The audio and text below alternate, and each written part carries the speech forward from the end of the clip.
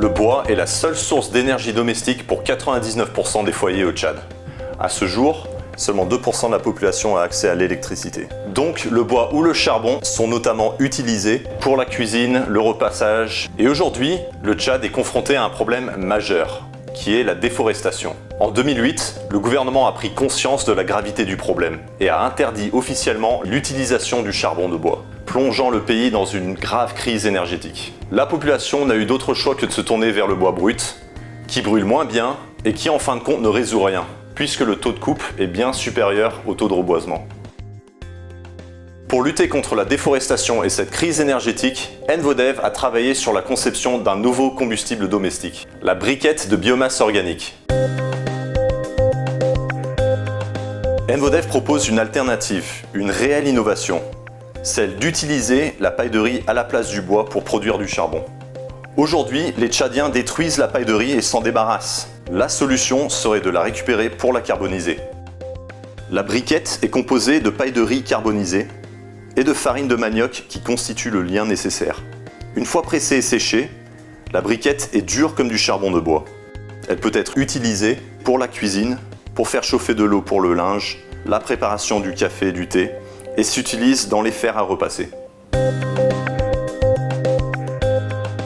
Les régions les plus souvent touchées par le manque d'activité économique sont les régions voisines des rizières. Envodev soutient la création d'entreprises dans ces zones et encadre professionnellement la fabrication de ces briquettes de biomasse. Envodev offre la formation complète et apporte également tous les outils nécessaires pour leur production.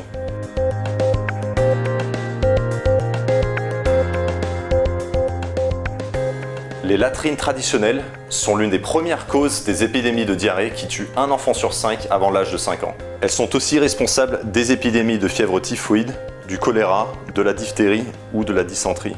La méthode actuelle de traitement des déchets humains au Tchad viole pratiquement tous les critères minimums requis pour un milieu sain. Cette situation est l'une des principales causes d'une espérance de vie exceptionnellement basse, soit 48 ans en moyenne. Les toilettes compost, la collecte ou le compostage des excréments humains sont inconnus au Tchad. Pourtant, cette technologie sanitaire de compostage élimine les problèmes de contamination de l'eau par les déchets humains. En effet, les toilettes compost n'utilisent pas d'eau au quotidien. Recouvertes d'une couche de biomasse organique, ces toilettes sont sûres, sans odeur, simples et peuvent traiter l'urine et les selles, ainsi que le papier et les serviettes hygiéniques. Le Tchad est totalement dépourvu de système sanitaire. Il n'y a pas une seule communauté qui organise la collecte ou le traitement des déchets humains. L'opportunité se présente pour faire du système de compost un moyen de créer des emplois et de combattre les maladies. Envodev encadre la production et la vente des toilettes compost, ainsi que la formation nécessaire à la collecte et au traitement des déchets humains.